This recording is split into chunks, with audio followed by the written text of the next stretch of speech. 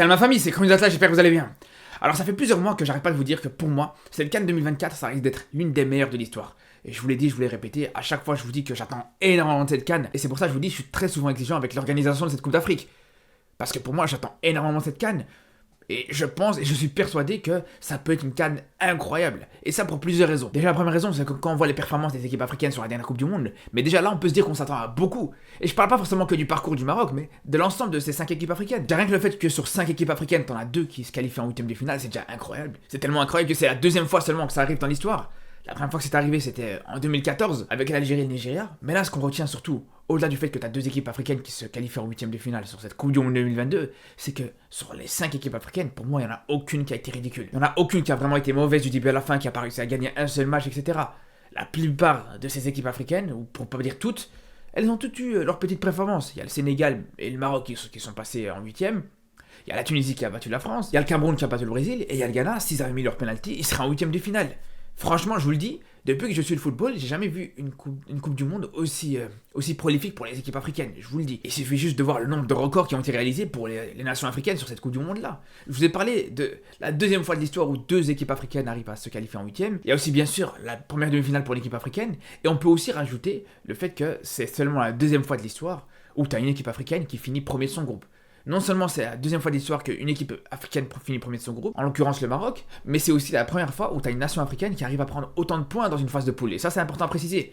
C'était jamais arrivé qu'une nation africaine prenne 7 points sur une phase de poule, te gagne 2 matchs et te fasse un match nul en gros. Et quand on sait qu'en plus de ça, c'est un groupe qui est annoncé comme étant le groupe de la mort, c'est un groupe où personne voyait le Maroc passer, et peut-être moi le premier d'ailleurs, ça montre clairement que c'est un exploit retentissant. Et je vous le dis, et j'insiste là-dessus, c'est que le Maroc n'a pas été la seule équipe africaine à impressionner dans cette Coupe du Monde. Moi, je vous dis, par exemple, une équipe comme le Sénégal, honnêtement, j'ai été surpris de son parcours.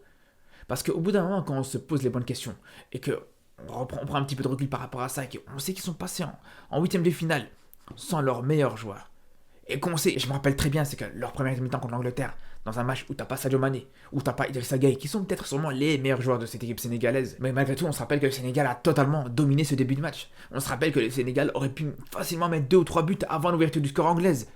Et c'est pour vous dire à quel point, voilà, le fait qu'une équipe comme le Sénégal arrive à passer en 8ème, arrive à, on va dire, tenir tête au moins sur une partie du match, une grande partie du match, en tout cas, cette équipe d'Angleterre, ça montre clairement que c'est quelque chose qui n'est pas du tout à négliger. Parce que, faut le dire, dans une Coupe du Monde, quand tu te prives de tes meilleurs joueurs, de ton meilleur joueur, c'est très très difficile. C'est très difficile de performer. Et on l'a vu, il y a plusieurs exemples qui peuvent le montrer. On peut prendre des exemples extrêmes en parlant de l'absence de Neymar contre l'Allemagne en 2014. On peut prendre des exemples tout à fait comparables avec l'Égypte en 2018. Ils avaient un Salah qui était à peut-être à 50%, qui n'était pas en 100% en tout cas, qui a raté en plus de ça le premier match, etc. On a bien vu à ce moment-là que ça a manqué. On a bien vu que une équipe d'Égypte avec un Salah présent et à 100%, ça aurait été totalement différent. Et c'est pour ça que je vous dis, le fait que le Sénégal a réussi à passer cette phase de poule, c'est pas à négliger du tout, il faut le dire. Et au-delà de ça, au-delà de cette équipe du Sénégal, quand on prend l'ensemble de ces équipes africaines, quand je vous disais qu'elles n'ont pas été ridicules, mais on le voit ne serait-ce qu'au niveau mathématique, au niveau comptable.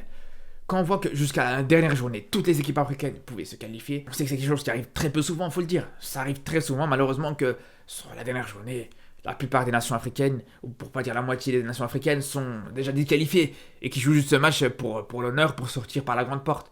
Mais là, c'était pas le cas. Toutes les équipes jouaient leur qualification jusqu'au bout sur ce 3ème match. Et ça, c'est vraiment quelque chose qui est à prendre en compte. Ça montre très bien qu'aujourd'hui, le niveau du football africain, il est vraiment très haut. Le niveau du football africain aujourd'hui, il est plus comme avant.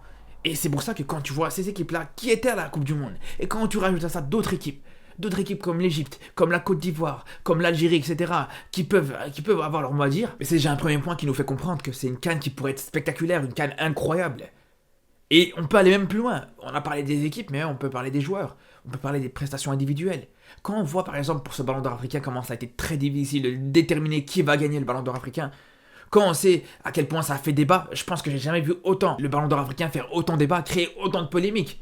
Je crois qu'on n'a jamais entendu autant parler de ce Ballon d'Or africain que cette année-là. Mais c'est une très très bonne chose. Ça montre tout simplement qu'il y a eu du niveau. Ça montre tout simplement que tous les joueurs, que beaucoup de joueurs en tout cas, ont performé cette saison. Et que ça a été très difficile à définir qui va gagner ce trophée-là. Et c'est là où je dis que c'est une très bonne chose. Parce que quand tu vois des joueurs comme Salah ou Osimhen qui réalisent une saison incroyable au niveau statistique, et en plus de ça, Osimhen il gagne le championnat avec Naples, Quand tu vois des joueurs comme Yacine Bono, des joueurs comme Enesiri, etc., qui performent en Coupe du Monde et qui vont chercher une Europa League, quand tu vois Mahrez qui te réalise son triplé avec City, ou même quand tu vois Onana qui arrive en finale de Ligue des Champions, mais c'est clair que quand tu vois tout ça, quand tu prends un petit peu de recul et que tu vois ça, mais tu te dis que franchement, t'as eu une très très belle saison pour les joueurs africains. Et encore là, je vous parle de la saison 2022-2023, mais il faut parler aussi de ce début de saison, parce que là, il y a des performances hyper intéressantes de la part des Africains en Europe. Par exemple, en Angleterre, dans les meilleurs buteurs, comme d'habitude, t'as Salah, mais t'as aussi en plus Nicolas Jackson. Quand tu vas en Allemagne, alors là, franchement, c'est le festival, les Africains, ils se baladent complètement. Rien qu'à Francfort, Shaibi Marmouche et Skiri, ils s'amusent vraiment. En plus de ça, bien sûr, t'as Guirassy qui est deuxième meilleur buteur du championnat, t'as Boniface qui est deuxième meilleur passeur. Bref, on pourrait encore continuer comme ça très longtemps, mais tout ça pour vous dire que la qualité, elle est vraiment très présente en Afrique. Et c'est ça qui est important. Parce que, en termes de visibilité, je pense que cette CAN, elle pourrait être vraiment très suivie. Parce que tu as les performances des équipes africaines, comme je vous disais en début de vidéo, à la Coupe du Monde. Il y a la demi-finale du Maroc dans cette Coupe du Monde aussi, qui fait que ça peut attirer un petit peu la curiosité. Il y a aussi, par exemple, des performances hors Coupe du Monde des équipes africaines, comme le Maroc et le Sénégal qui ont battu le Brésil.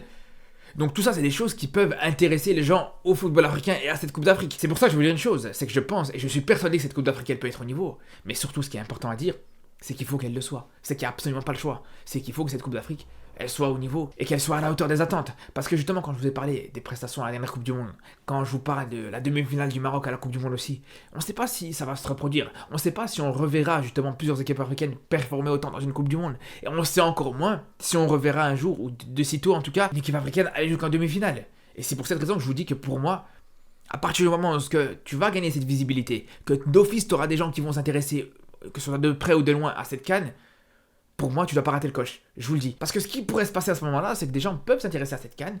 Ils vont dire, c'est vrai qu'à la dernière Coupe du Monde, les équipes africaines, elles n'ont pas été ridicules. On a vu des belles choses, etc.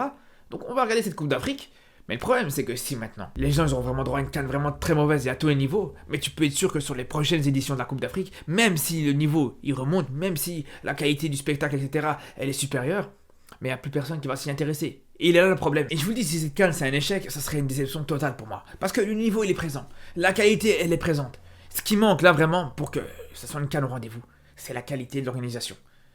Des pelouses qui sont dans un état correct, qui peuvent tenir un arbitrage qui va pas bien tout gâcher. Et de manière générale, une organisation qui va pas te rendre ridicule tout simplement, comme on l'a pu voir à la dernière CAN, où ils se sont trompés sur l'hymne de la Mauritanie. Quand on se rappelle qu'ils devaient aller chercher sur YouTube pour trouver leur hymne national, on était à deux doigts d'entendre une pub pour Uber Eats. C'est vraiment ce genre de choses qui peuvent tout gâcher. Ce genre d'erreur de professionnalisme, ce genre d'erreur d'organisation qui peuvent faire perdre toute crédibilité. Et encore une fois, je vous dis, c'est pour ça, c'est exactement pour ça que je vous dis que je suis hyper exigeant. C'est pour ça que dès que je vois un truc qui commence à sembler bizarre pour cette CAN qui arrive, je me sens obligé d'en parler, comme pour les cités CAN par exemple.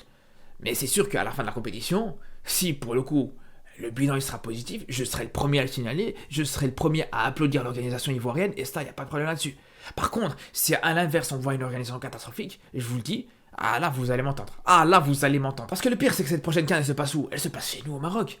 Donc c'est pour ça qu'on ne peut pas se permettre de voir que vous allez salir cette compétition avec une organisation désastreuse. Pour qu'au final, voilà, on se rende compte que la CAN qui va s'organiser au Maroc, elle sera beaucoup moins suivie. Et c'est ça qu'on veut éviter. Donc c'est pour ça que je vous dis, les Ivoiriens, ils ont tout entre leurs mains. Ça va juste être à eux d'assurer sur l'organisation, et c'est tout ce qu'on demande. En tout cas, voilà, on se retrouve très vite pour reparler du football africain, pour se projeter rapidement sur cette CAN qui arrive très vite. Donc on se dit à demain pour une nouvelle vidéo, et surtout d'ici là, prenez soin de vous.